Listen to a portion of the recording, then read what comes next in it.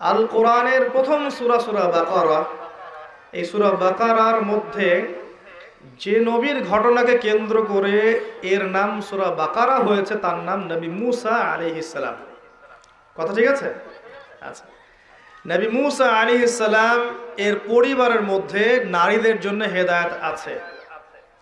নবী মুসা আলাইহিস সালামের মা এমন একজন মা ছিলেন, যখন ফেরাউন ছোট ছোট বাচ্চাদেরকে হত্যা করছিল তখন আল্লাহ পাকের ইলহাম তার কাছে এসেছে। সূরা তাহা পড়ে দেখবেন, সে তার ছোট্ট দুগ্ধপোষ্য শিশুকে এই যে সিন্ধুকের মধ্যে নিয়ে নদীতে ভাসিয়ে দিয়েছে। প্রিয় মা এবং প্রিয় স্ত্রী বা প্রিয় বোন যারা আছেন তাদের প্রতি নসিহত শুনুন, আল্লাহর দিনের জন্যে, আল্লাহর দিনের স্বার্থে আপনার প্রিয় জিনিস আল্লাহর পথে কুরবানি করতে হতে পারে, এই মানসিকতা রাখতে হবে। এটা আপনার শিক্ষা। আপনাকে মুসা আলাইহিস সালামের মায়ের মতো হতে হবে, আপনার সন্তানকে আল্লাহর পথে উৎসর্গ করার মানসিকতা রাখতে হবে। ছোটবেলা থেকেই সন্তান সন্ততি ছেলে মেয়ে যারা আছে এদেরকে আল্লাহর ওয়াস্তে আল্লাহর লাইনে দিয়ে দেন।